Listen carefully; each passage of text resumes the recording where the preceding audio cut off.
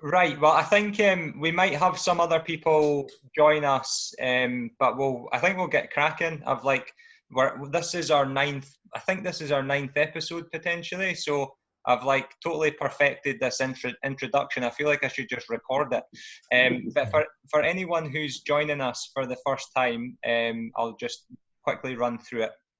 So my name's Lee Fitzpatrick, and I run a marketing agency called Outlaw Social in Edinburgh, and I'm also director in a business called Medialiciously, which specialises in food and drink photography and videography. Over the past, I think 6 weeks now, we've been running a webinar series to help businesses, marketing managers, business owners to kind of navigate the crisis and kind of equip them with skills and knowledge to help them kind of through and post COVID-19. And today we're covering really the power of storytelling using video and photography in your business. And I've got my business partners in Medialiciously, Mo and Talha. If you guys give us a wave, I'll let you introduce yourselves in a second. Who are going to be taking us through some stuff around storytelling and media. But just some there's actually generally just one rule in this call, and that's if you've got any background noise, just put your mic on mute.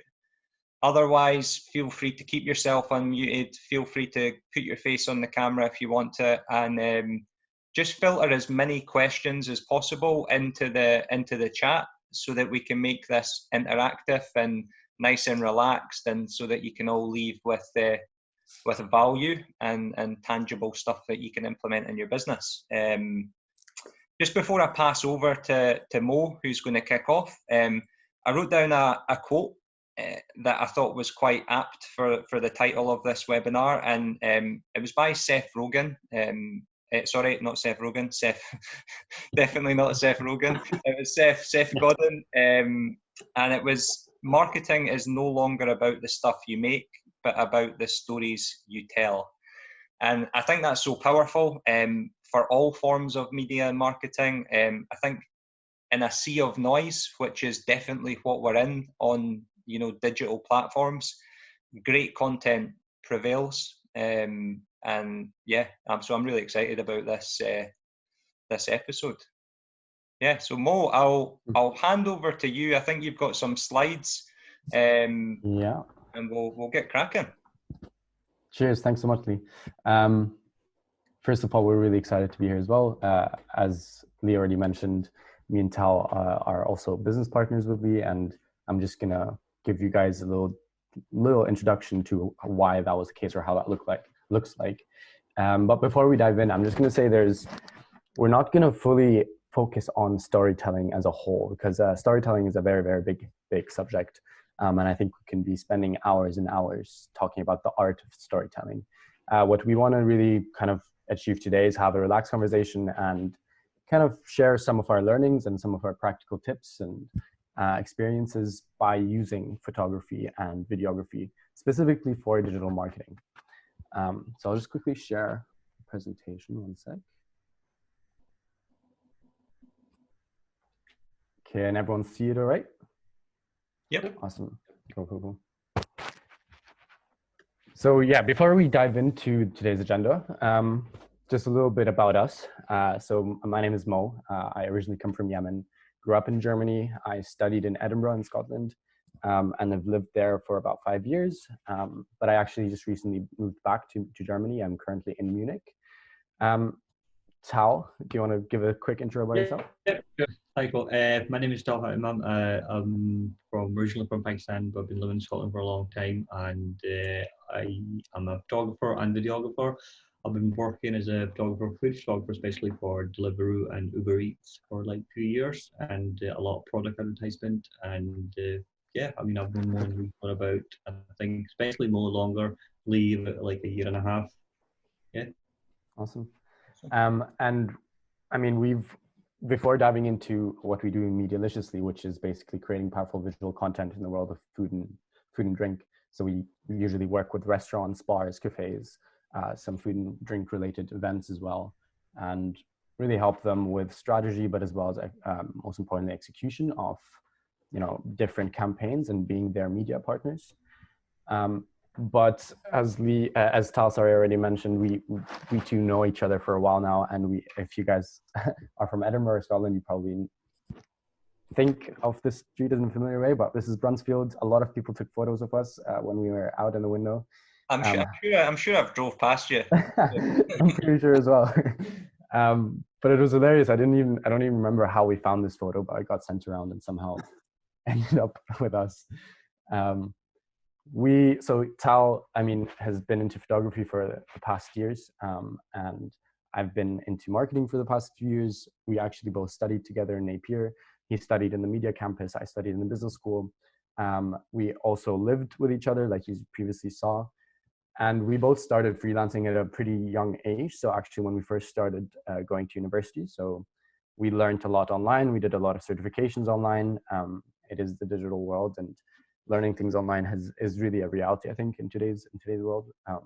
I would have to admit that I learned more online in my current jobs or career things than I've learned from university or school, from business school, even though my major was marketing.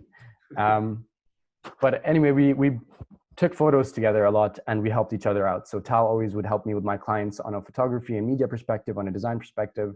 He taught me how to use Photoshop and Illustrator and whatnot, how to actually use your camera effectively. And I taught him strategy in marketing, in digital marketing, and performance marketing. And then we eventually discovered that there was kind of this potential opportunity. Tal has been shooting food and drink, like photography and videography for the past 2-3 years. He's been shooting over 300 restaurants and cafes and bars in Edinburgh and Glasgow. And we just thought, okay, this is the perfect time. Let's put ourselves together and create an agency that's solely specialized in that. And that's where Lee came in. So I decided to move back, and we founded and we kind of proved the concept of this agency that was pretty niche, but also pretty required, because the whole food and drink sector is going through a whole transformation right now, especially now within this crisis. It's ever more important to have strategy behind your digital fronts, how you want to outcompete with such a busy environment within the food and drink sector, where everyone is going online now. So good photography and good video and good storytelling has become really essential for us, and for all of our clients. So we've known Lee for a while as well. We've both actually been working with Lee for the past 2 years before actually working on Media Literacy, and we always kind of helped each other out and worked also on some project from Outlaw Social. And Lee was a food lover as much as we were, so it only made sense to combine our forces, and Lee gladly came on board and took over kind of my original part of leading it, of leading the strategy behind it and the business kind of development side of it. Now I'm more of took a step back. I'm currently living in Munich. I work for a corporate company builder. They're called Storyboard. So I'm their brand growth hacker, which is a quirky way of saying I help them grow their brand, right, through innovative kind of marketing techniques. Currently, my focus is account-based marketing. Can I just get maybe a yes or no to anyone who's actually a marketer, just so we can understand also the audience a bit and understand who's here. So if you're a marketer or you work within the field of marketing, can you just comment yes? If you're not, then just write no. I don't know, Lee, if you can. I can't really see the comments right now. Yeah, we've got a couple of no's. Yes. Let me see. Yeah, a bit of a split. But, okay. Yeah. Cool. Good to know. Awesome. So going to the meat of the sandwich, we're going to be talking about first looking at why good media, good photography, and good videography is so important in today's world. In how it affects your marketing performance overall. We're then going to dive into the importance of planning and strategy before you actually pick up a camera. And this is really, really important, especially if you want to do this for the first few times. If you've not done it before, if you've done it before and you've noticed that you kind of jumped into it a bit too soon, again, maybe it's time to take a step back. And I think in today's, in this time, in these circumstances, it's always nice to step a bit back and reflect on things. To just go back to the, root of it. Why are you doing it? How do you want to achieve your goals? How do you want to maximize your goals? And really strategize before picking a camera. Then Tal is gonna dive into photography and videography. He's gonna give us some really, really practical tips that I think every person starting this journey would benefit from knowing from the start. And he'll also share with us some like techniques and tools as well. So why is good media so important for marketing performance? And when I say marketing performance, I'm talking specifically about digital marketing here. So I'm talking about your social media presence, your reach, your engagement. I'm talking about your bounce rates on your websites. I'm talking about your cost per click on your performance campaigns. Basically anything that's really that you should be measuring actively anyway to understand your performance for marketing. Media and good media that is consistent and that tells effective stories. That's not only going to represent your brand and really grow your brand presence, but it's also really going to drive these performance indicators up. Your conversion rates for all of your ads are going to increase. Your ads are going to cost less to purchase. So that's whether you are trying to grow your brand, if it's a food business, whether it's trying to get more more tables booked, or it's actually just like selling e-commerce, or if you're a SaaS company, it's as well generating valuable leads. Good media really does make a difference. And when I worked in the performance marketing agency for, it was 2 years ago, it was a very fast growing performance marketing agency specializing in Facebook ads and in Google ads. We constantly split tested the images and the videos we were using. And you can really, really notice a big difference in performance and results compared to, if we did something that wasn't so consistent, if we did something that wasn't so thought through, if the quality of an image or a video wasn't as catchy or as good as the other ones that we tested against, we really saw like a huge, huge difference in return of investment. But maybe before I dive into like numbers and performance marketing, I think it's always nice to take, again, a step back and think about the origins of marketing, which is, by psychologists, right? Marketing is the understanding of your audience in principle, and translating and communicating to that audience. And images just, work with our brains a lot better. Images and moving images as well as sound.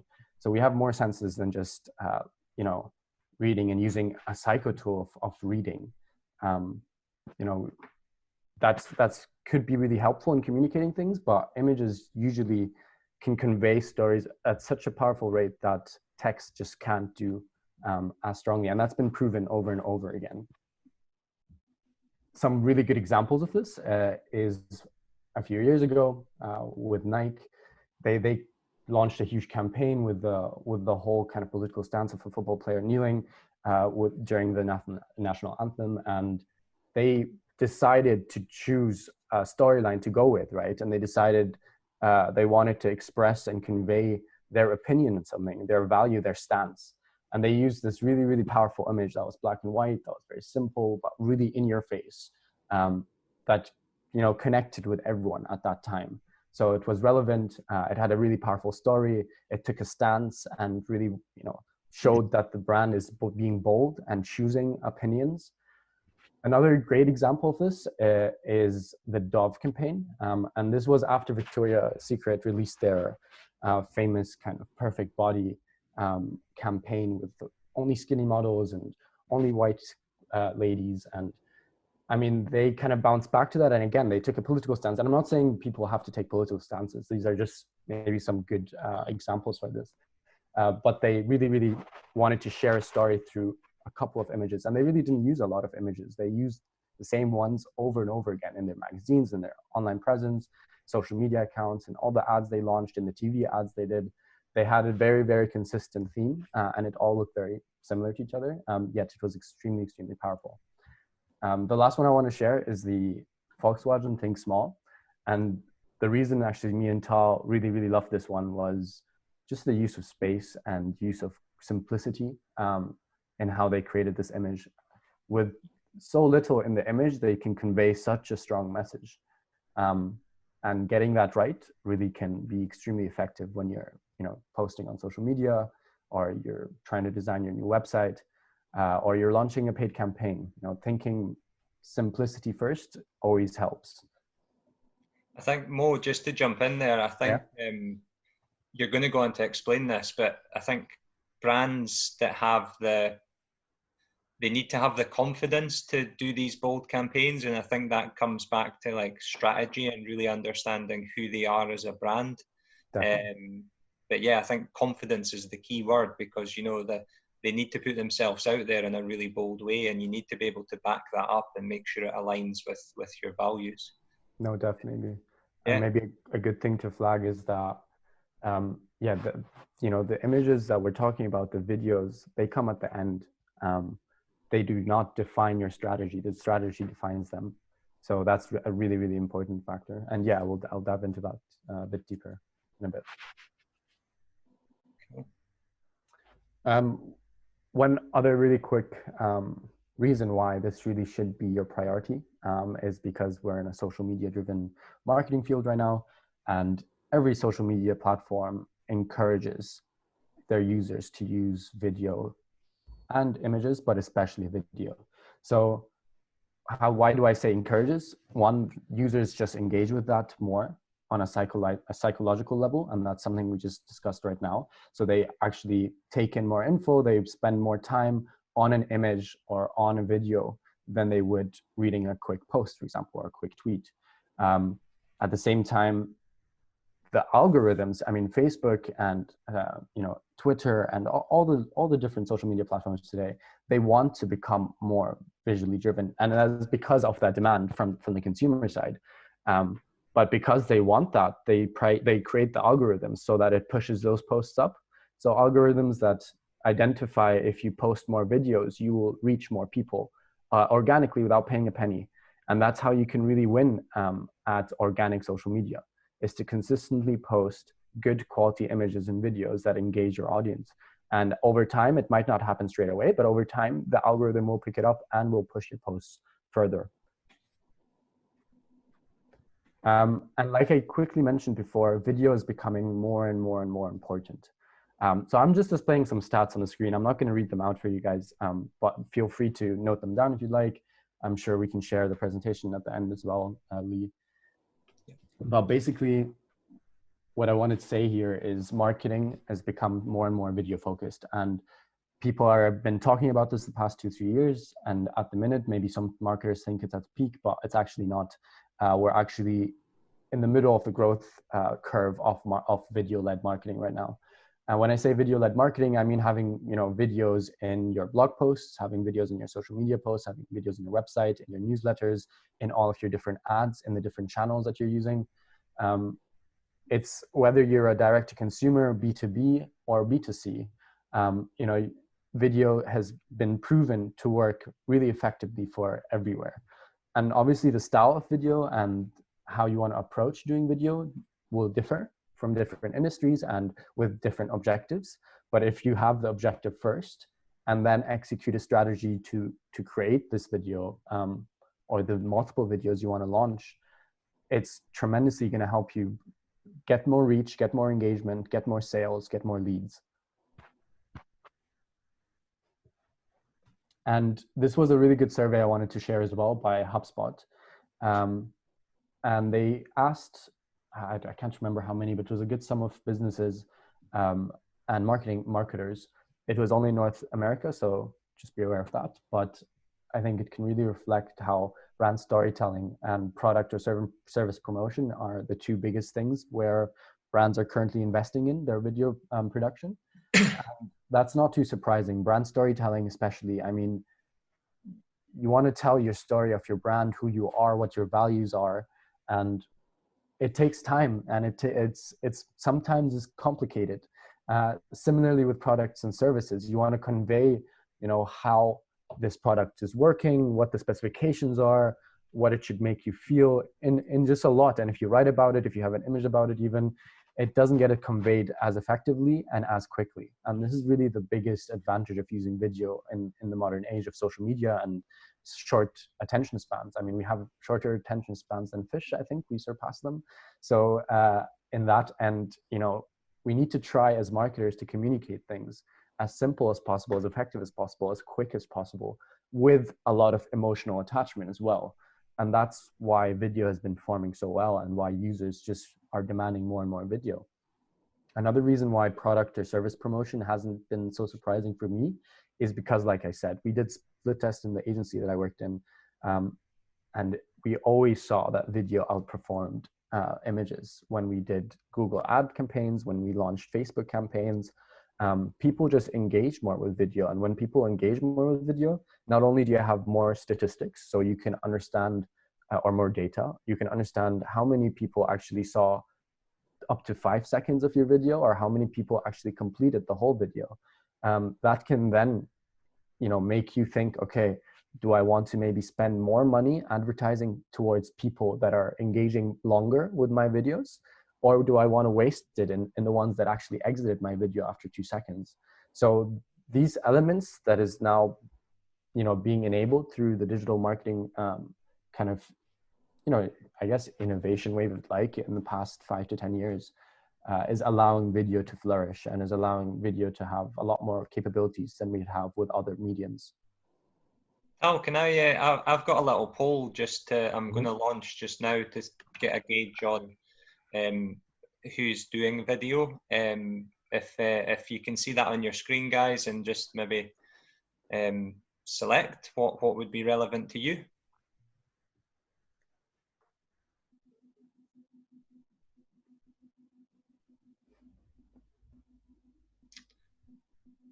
And once everyone's completed, I'll share the results.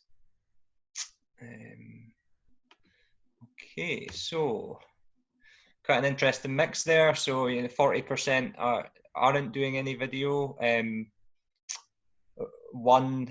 13% is doing them themselves, and 50% have outsourced video production. So that's quite interesting. Yeah, thanks for completing, guys. Cool. Perfect. Tal, may I ask if you answered as well? No. No. Okay, I did. I was a bit confused, to be honest. I didn't know if I should answer it. Okay, interesting. Good to know. Mo, we've got a question just quickly. Yeah, of course. From Neil, do you have an optimal length of video for effectiveness on social media, for example? Sure. I mean, on social media, if we're talking about purely organic, we just want to post more videos on our Facebook and Instagram and Twitter pages. Usually anything between 10 to 30 seconds is optimal. They say that it depends also on your goal. If that's an engagement goal, you just want to have more engagement on your social media, then like I said, 10 to 30 seconds is optimal. If you want to actually convert people, and if you want to, have videos that tell a more specific story, if it's targeted towards different people, so targeted towards the lower funnel, so targeted towards people with higher intent of buying or becoming an active lead, then that's when you should extend your videos. That's when you should make them longer, because that's when they will engage with them, and that's when you can deliver as much value as possible within that video. But it really, really does depend. And whoever asked this question, if you have a follow-up, please do. Yeah, no, that's very helpful. That makes good sense in that they're kind of being moving down the marketing funnel. No, that's helpful. Yeah, thank you. I'll jump into the marketing funnel as well in a sec. Cool. Hopefully that will help. And great presentation so far. Thanks. Oh, thank you so much. So we'll jump into marketing planning and strategy before I hand over to Tal. And why this is so important is, like Lee as well mentioned at the start, the strategy does come before the execution. When you're planning multiple videos you want to shoot, when you want to actively use video or photos in a specific way for your marketing strategy, or for your social media strategy, for your content strategy as a whole. And so before you dive in, I mean, if you've been shooting a few videos and posting it, it's nothing bad about that. But if you actually want to take a serious approach to using video and photos to really increase your return of investment, the KPIs you're measuring for your marketing, then really look at these things before you start and plan those ahead. These are just 4 of the biggest things that I would encourage everyone to look at before diving in, starting with defining your audience. And this is, I mean, going back to marketing 101, but really, really understanding your audience before you make any decision, before you write the storyline, before you select the music, before you select the call to action and how you're going to convey that call to action. Understanding your audience, and how you can do that is, I would really highly recommend a tool called the empathy map. The empathy map is just basically like a diagram. It's a kind of canvas, which allows you and your teammates to come together and sit together for a good 2-3 hours, have your laptop ready and Google ready open to, search some examples. But, choose maybe your current clients, the ones that really can convey or can really represent your target audience. Your ideal persona is what you would want to define. And understand, how do they feel? What are their pain points? Where do they hang out? What are their interests? Again, this is really going back to marketing 101, but this is also extremely important for video and photo production, for understanding how you want to lay out your different strategies. How many times you want to post, what channels you want to post on, how long the videos are going to be. Again, this might be dependent on who are you speaking to, right? As well as the general feel, the general topics you want to mention. So going back to actual, like the core content, and it's just going to make life so much easier if you have that defined and agreed on with your teammates. Every time you create a new campaign, you refer back to that and say, okay, cool, this is a really cool idea, it's in trend. How can we match that with our ideal customer persona? How can we include trigger points within the video or photos that touches on the pain points or the gain points of our potential ideal persona? So again, for that, Google empathy map, and I'm sure Lee can also include it in the follow-up email afterwards. But number 2, it's after you actually understood your audience, is really ask yourself, and again, your teammates, who are you as a brand? Really define who that is, and go back. And again, this is probably the perfect time to do it, even if it's through video calls. There's a lot of mind mapping tools now that you can use online, so you can video call and brainstorm at the same time. But really understanding, what is your brand? Who is your brand? What's the purpose of your brand? What are you trying to work towards? And when I say purpose, it's not just saying, I want to be the best at this, but why do you want to be the best at this? If you reach that, so what? And these are questions that sadly a lot of big brands have forgotten to ask. And a lot of brands that have just grew over the years have maybe asked at the beginning, but kind of forgot eventually. So defining those and having those really clear, and having your one pager even about it, understanding your values and understanding how you want to communicate these values through images, through videos, through normal text, again, is going to be the foundational kind of stones that you want before you dive into things. Then also think about how you can maximize your return of investment for videos. Especially videos are more expensive to produce. They take longer time, not only from filmmaking part, but also from the editing part. It usually requires a sound engineer if you want to do it on a professional level. It requires a lot more equipment, a lot bigger set. So videos do cost more, but we just also heard that videos are becoming more and more important. So as a marketer in your team, you have to encourage to use more video, but you also have to try to convince your team on how to best utilize those videos. And so plan to repurpose. Like I mentioned before, if you're using videos, if you're spending money on production, then think, how can you cut the different videos up and use them as multiple social media posts, aside of having it as a full length on YouTube, aside of having maybe a medium version of it on your blog, explaining your blog at the very start. Because again, people usually are spending about 15 seconds on your website when they land. If there's an engaging video that conveys a really good story, if it's on your homepage, or even, like I said, on each blog post, that will increase your conversions. And so planning to repurpose them is really gold here.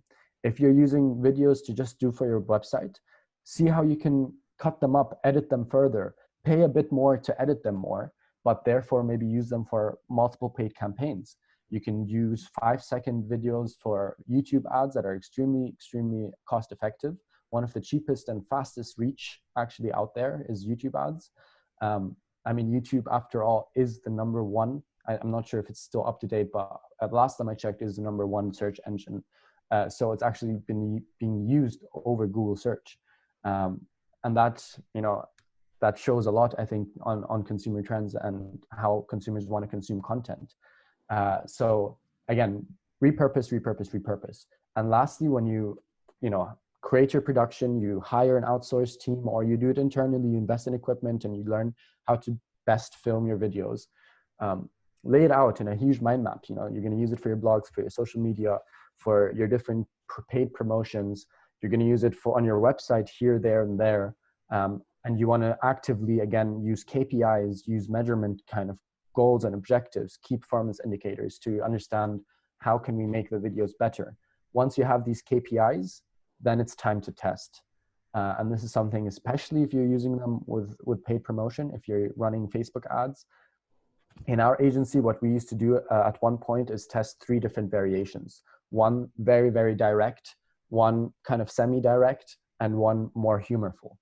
And so these are just, I mean, you could come up with any combination you want, but the different styles you want to go in, you can look at the visuals and the colors being used, but you can also look at the messaging being used. You can look at the length as well, because even though there's best practices from industry to industry, it will always differ.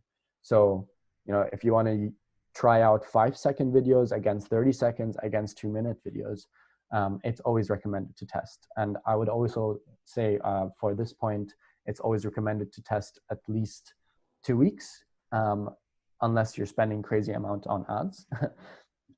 Or it's also best practice to have 1,000 views, for example, to really come up with real conclusions. Okay, I've tested these three different styles of videos.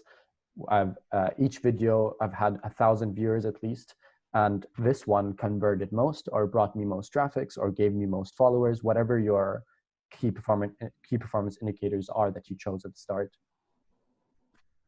Any question on the strategy bit? Sorry, I know this was a bit rushed and a bit all over the place. I just wanted to share kind of the top priorities for me in that sense. Well, I think you make really excellent points there, and I think that consumers of films on YouTube and social media may well not understand the time and cost and so on, and setup and editing time that goes into it. But to achieve a really good product, you will get more bang for your buck, even if you invest more, as you correctly say, in making it kind of sliceable and diceable and repurposing it. So it's really a simple point, but it's a very, very important point, I think, because for all the reasons that you referred to earlier in your presentation. So yeah, really good points. But I also have seen bits of your work, and I think it's really, really good. And I've had a wee look at your website, Lee, just because I'm a curious-minded individual, and I think the quality is really tremendous there. And you know, I'm not just saying that because I'm on this call. I think it does look different in the market, because you're right, there's a lot of white noise out there, and quality will always trump over quality. I think. Sorry, quality will always trump over quantity. Yes, I can get that. Thanks, Neil. Thank you. Thanks so much, Neil. Yeah, definitely appreciate that. Cool. Well then, oh yeah, before I hand over actually, and this goes back to Neil, the beginning when we had a quick discussion about the funnel, I wanted to, before handing over to Tal, just share with you guys 2 frameworks that are really, really important to me as a marketer in everything I do in marketing. So whether it's thinking about the product or thinking about the e-commerce journey, but what we do in Medialiciously and what we do in Outlaw Social as well is really transfer, you know, these basic concepts into video and media production for specific campaigns. So let's start with the easier one on the right, which is the classical funnel, right? And I took a intent funnel instead of the normal sales funnel here. I'm not talking about awareness, consideration, etc., which is, I mean, can be reflected in this. But I'm talking about specifically from a performance marketing perspective, from a paid social media ads perspective. Top of the funnel is usually the people that, you know, don't have much intent to buying your product or signing up to your service or doing whatever it is you're offering them. The very bottom is the highest intent. And why that is important for multiple reasons. I'm not going to go to details for all of them, of course, but in our context here, it's really important to understand, okay, how are we going to create these videos, or what type of images do we want to create when we are talking to the people on the top of funnel, when we're talking to the people in the middle of the funnel, and we're talking to people in the bottom of funnel. And that can be done organically. So if you have a content strategy, if you're creating blog posts, for example, you should also be thinking about this and integrating the right images and right videos with the right context. You can also, again, do this, and why I took a performance marketing diagram for this is because, if you launch Facebook ads, Facebook ads is only that effective because of their remarketing feature, because of the feature of picking their digital footprint and going after them and digging after them until they convert, right? If you take this approach when you're creating the different video ads, really think of how to pull your audience in, how to create the right visuals, the right tone, what message you want to convey in the video. If someone never has heard about your brand, if this is the first time they hear about it, or if you know that they're currently not actively wanting to buy your product, maybe you're then looking at more brand related stories. You're talking more about educating people. You're talking more about giving them value for really nothing in exchange, but their digital footprint, because at the end of the day, that is extremely valuable. So top funnel, how do you give value, and how do you educate, and how do you share the story of your brand? Bottom funnel is they really want to buy that specific model. You have to explain to them why you are better than the rest. You have to explain to them the specifics of that product. You have to maybe even look at your purpose here. That's also a good trick that some companies do, is focus on the purpose, because they know that they're already engaging with that product of yours. Maybe once they connect with your purpose, they will then convert or choose you over the 3-4 other competitors that they're looking at. So this is the basic funnel diagram. Often gets underrated and not used enough when looking at video, especially video production. The left here is similar, and that's just a customer journey. And this is, again, something I would encourage every marketing team to do, right? On a digital perspective, so on even a content perspective, how people engage with your content, from awareness to being really loyal to your content, as well as to your product and service that you're offering. And just map out the different touch points you're having, or you're wanting to have with your audience and potential customers. Look at this from a very content perspective, though. So look at this from, again, is someone just landing on a blog page once and that's it? Are they at the very, very start? Or have they read 10 different blog posts and watched 6 different videos in the past week? And therefore, they're much, much further in the customer journey. How are you going to react to them? Are you going to launch different ads towards them? Are you going to create organic social media content that's more specific towards them? Are you going to launch a new video on YouTube that's tailored to them? So these are all kind of questions that you can ask yourself before planning what kind of videos you want to make, what kind of images you want to produce.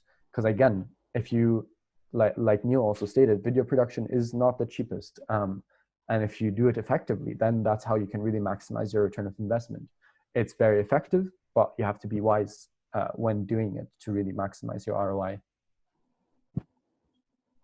Cool. Thanks, Mo.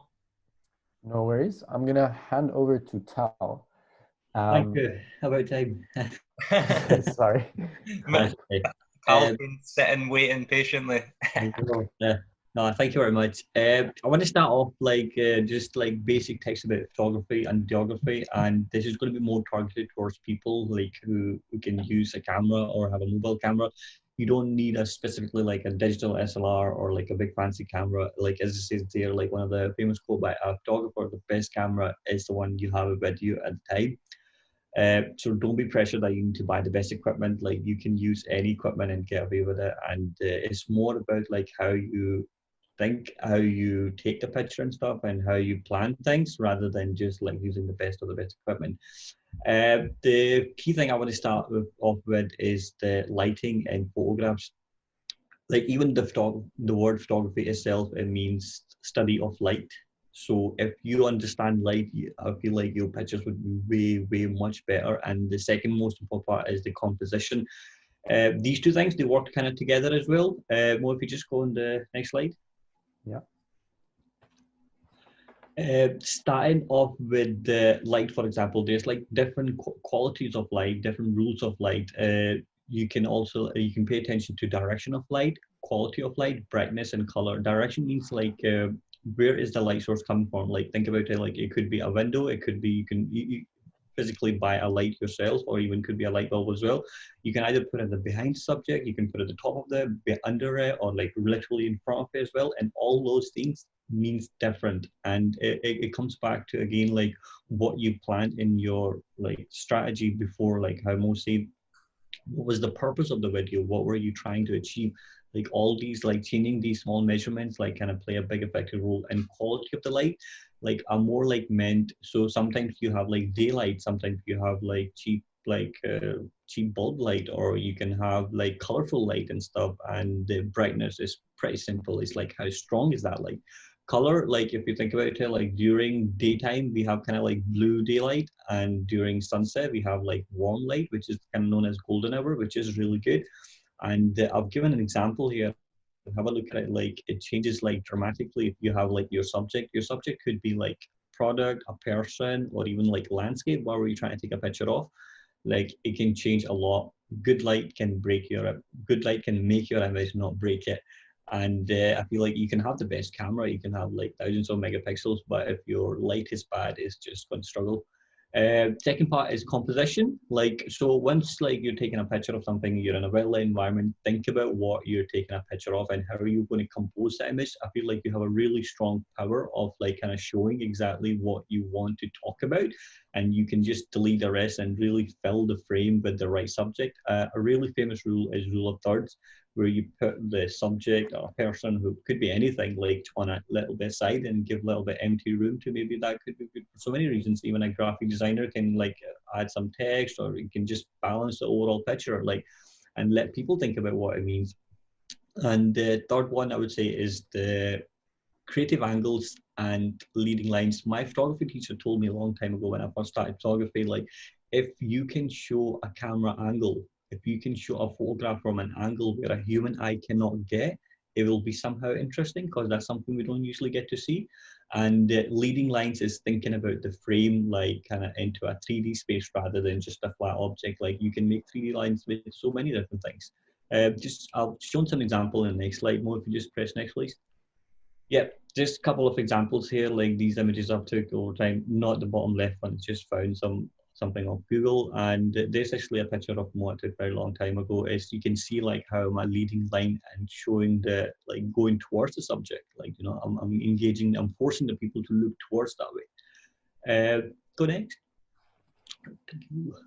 Editing, yeah, don't be shy off from like photo editing, like, and a lot can be done from editing. Like when I talk about editing, a lot of people get confused, like they think it's retouching. Photo editing could be like even just kind of like making sure your images are straight. Like you can obviously adjust the exposure a little bit, like make it dark, brighter, fix the colors a little bit. Like you can, if you don't want to show something, make it darker. If you want to emphasize something, like make it brighter. And crop the image. Like different social media platforms have like different requirements. Like Facebook has different, Instagram is like 4:5 now, Instagram story is different. So don't be scared to like crop your image heavily. And especially these days, all mobile camera have like kind of crazy megapixel counts, and there's like a race going on, which is like who comes up with the better one. It's like just crop it, it's fine. And I've given a couple of like free mobile editing apps which I've used as well, which are really good. Like it gives you more than enough control for what you need, and you can keep the style consistent by editing your photos. So yeah, just basic tips about photography. Can I just, I'm just going to run a quick poll. If you could answer this question, that would be great. Just get a sense of who is taking photography for their business. Also, while people vote, Lee, didn't you recently release a blog post about the different sizes for social media? Yeah, so we've released an image sizing guide. So in the follow-up email, Tal helped us pull that together. So I'll send it to everyone. Yeah, not a problem. Awesome. Okay, so share results. So 50% don't take any photos for their business, which is interesting. two people think they're okay at taking photos for their business, and one, it gives them the complete fear. But no one is confident. So that hopefully your tips will be useful, Tal. So thanks. Thank you. Cool. Let's move on. Yeah, video. After photography is video. I would say video is slightly more challenging than photography. Like video is more of like, so in photography you're just talking about like one frame, one picture. Video is just like multiple frames, and you have to think about a lot of other things as well. Starting off with video, like first thing I would really emphasize on like a storyboard. Like I would highly recommend for any person to like kind of just sketch out a storyboard, like plan your video way much for what you think it's going to be, and literally sketch it out. Like, and tripod, I'll get into that later as well. More pages. Yeah, thank you. Storyboard is it's like a blueprint for your video, like for whatever you want it to be, and like just do as much planning as you can, and try to like and print out some detail in there, like, oh, how am I going to do this shot? I'm going to record this, for example. Like if I'm just like on top of my head, I'm thinking like if I'm going to do a brand video, I'm thinking like I'm going to record a person doing an interview. It'll be good to get like kind of close up of his face, maybe get some personal in there, kind of like and second, okay, we're talking about like maybe some products or some food or something, like then I'll go to the food place. I want to make sure I get these shots because this person talked about, like he spoke about like how the food is very natural and like how it's fresh and stuff. I'll make sure I get these shots. So it's good to just kind of sketch everything out. And you can obviously go in very detail, but a simple storyboard goes such a long way, and it'll help you a lot in editing stages. Second is tripod. That is like highly, highly recommended, especially for video, because our hands are very shaky. Like with photography, with good light, you can get away with it, but with video, because it's moving, like it's going to be shaky. So once you have like a tripod, like there won't be any shake or anything, and you can get very creative. You can put it like kind of angle low or above it or bottom it, as I spoke about before. Like if you can achieve an angle which a human eye cannot see, like it'll just look very interesting. And if you're interviewing a person, if you're taking a picture of a product or anything, it'll help you kind of line the human eye, which is kind of like if you're taking a video of me, for example, like I'll make sure like the camera is on my eye level, not from the bottom, not from the top, not pointing fingers here at anybody. And shoot landscape mode. So just make sure on your mobile you're not shooting straight, you're just shooting landscape. It helps kind of editing wise, and it's easier to crop the video that way later on and shoot A-roll and B-roll. I'll explain that a little bit. A-roll is, for example, if I'm just like shooting somebody's interview, and it's just straight onto the camera, they're speaking to the camera, and that's A-roll because they're speaking to the camera. And B-roll is like what were things they spoke about. For example, they spoke about how I went to the holiday, I did this, and I planned this, and I ate that. Like if I have the videos of all the stuff doing that, I can use them as a cutaway scene. For editing stage, it will help me a lot. Tal, just to jump in there, I think what we've found really, like the simple things work really well from a storyboard perspective. Like, so I'm thinking of how people listening could start a storyboard, but I think that the reason behind it is like the amount of times that people go to video shoots and come away and they're editing, and then they're like, damn, I wish I had got that shot. But just in terms of getting started very quickly, could you just like maybe tell people how they could get started with a Word document or a spreadsheet? Sure, yeah. Like, so one quick thing I usually do a lot is, for example, when I'm watching movies and stuff, like if I see something interesting which like really got my attention and stuff, like I'll stop the video right there and I'll like kind of like just pay attention to the point, like, okay, what did they use? They used this kind of light, and the kind of maybe like the camera was below and the character was looking down and saying something. I'll just take a picture on my mobile, and which will help me later on and down the line if I'm ever going to use the point, like where I need to really like kind of make a point or something, like make somebody look kind of like angry and stuff, and I'll just like put them in. I use Photoshop, but you can use any software. Like just literally like put that picture and draw on top of it roughly. You don't need to be good at drawing. I'm horrible. Just draw quick scrubs and stuff and just write it down, like, okay, this is the shot, this is what I'm going to do. It'll be good like that. It's pretty simple. You don't need to go in detail. Nobody else going to see it. Just for your help. Cool. And I say maybe if you have an A4 paper, just draw a line in the middle, draw 3 lines, and you have a grid of 6 squares and stuff. And like Tal said, you can scribble. I mean, I like to scribble on storyboards as well, even though I'm a horrible sketcher and drawer. But It helps a lot though. It does help. Storyboard will go such a long way. I think also one thing from video shoots is that it's a great time saver as well. Yep. So aside of, you know, you On the actually shoot, getting more it's going to shots. help you a lot. Yeah. So besides of actually you having things that you know you're going to take that you're not going to miss, Yeah. you're also not going to shoot that 100 different angles that you don't need. Yeah. I agree. Awesome. Guys, I'm just conscious we've got 5 minutes left, so we'll just... I'll wrap up a little bit faster. Audio, like, I don't need to go into super detail because I'm not really an audio person, but do keep in mind, like, audio is a part of the video, like, and especially if you have bad audio and really good quality video, like, a lot of people won't watch. I'm sure you've seen, like, so many music videos these days, so many, like, kind of trendy videos going on where they use kind of old cameras, film cameras, and they have really clean audio. It just looks really nice. I mean, have a look at, like, any film from 1980s. They were using bad cameras, but the audio was spot on, and we can adapt it so easily. In your storyboard stages, you should also decide if you're going to use music or you're going to just do voiceover, or you're actually going to record audio. If you're going to record audio, do keep in mind, like, if you're recording outside, there's a lot of general noise, and you need to be recording audio super close to wherever the audio is coming from. If there's like a person speaking like 10 feet away, you got to make sure there needs to be some kind of device there, and that's where an audio person will come in very handy. They will make sure, like, they pick up all the audio and stuff for you. Yeah, and sound design is something you can always look into as well. I wouldn't go into so much detail, but it can really upscale the video quite a lot. Can you maybe just explain what sound design is? Sound design is more like, so for example, if I made a small video of like me just doing something, and later on I can record some other sounds, or for example, even if it could be a video, like a video of me opening my drawer, and I use like a sound of like if I want to make it look scary, I'll just kind of record my nails scrubbing or something. It's not where the sound came from, but I just designed the sound because I wanted to make a point that it was scary for me to open the drawer. Like, for example. Yeah. Editing stages, video is something that needs to be edited. Like, without editing, like, you cannot complete a video. There are a couple of free softwares, like for Apple. Like, I would highly suggest, like, iMovie Mac is probably the best, like, for what, especially like if you don't need to go super in detail, it gets all the stuff done. And for PC, there's like Blender and OpenShot, which are small softwares, which are good because usually for video editing, like, you do need a really strong computer, and like kind of big softwares require quite a lot of space and stuff.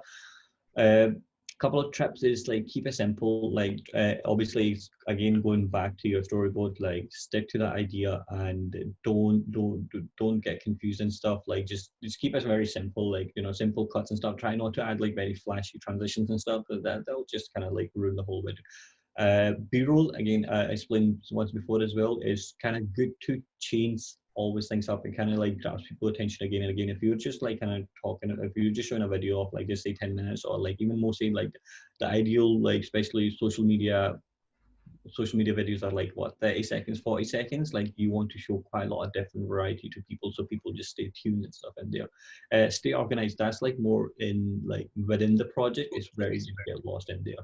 Like, if you have like, you know, organized proper folders and stuff, or like audio folders, like really like plan it. Okay, this is all the footage from day 1, day 2 and stuff. And the colors can play a big role within editing. That's something you can change very easily as well. Like, if I want to make something look very happy and like kind of like positive and stuff, like, and like out sunshine, I'll kind of make it slightly warmer, which is kind of like it shows positive. If I want to make something look scary and dull, and so I'll dial down the colors and I'll make it look blue and gloomy and stuff. So you can really emphasize your message. It again goes back to like your strategy. Like, if you whatever you plan, you can really emphasize it here with these tools. Cool. Thank you so much, Tal. Just to conclude, these are the key takeaways. I'm actually not going to go over them. I know we're running short. That's all right. That's all right. I think we've covered lots. We'll be sending these slides out to everyone anyway. So like the tools and resources that are mentioned on here, people will get, which is great. But I think really useful. We can use the last minute or a couple of minutes if anyone wants to hang on and ask any specific questions. Otherwise, people can just leave if they need to go. Just before the questions, I'll just tee up the next 2 sessions next week. So On Tuesday, we've got a session on personal brand, which is one I'm really excited about, how to really maximize your personal brand in your industry. And on Thursday, we're speaking about customer retention and how to create remarkable moments for your customers. So hopefully you can join us next Tuesday and Thursday. But in the meantime, unmic yourself. If you've got any questions, fire them our way.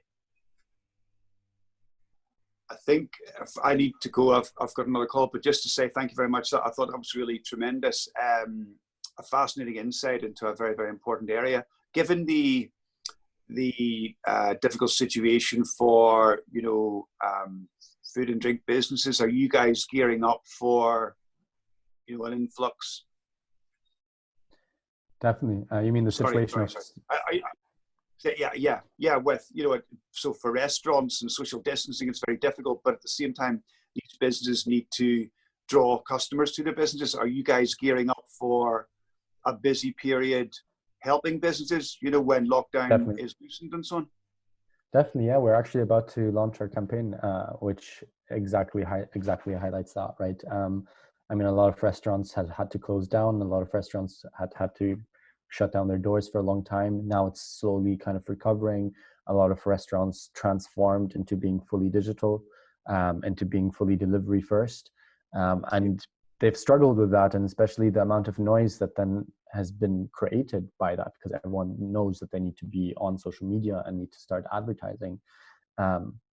We're gearing up for sure.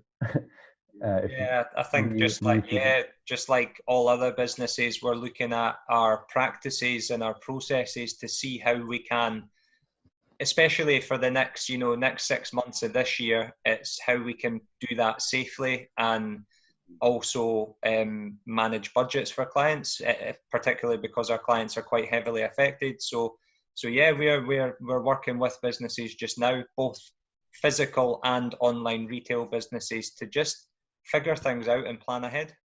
Yeah. I think it's interesting.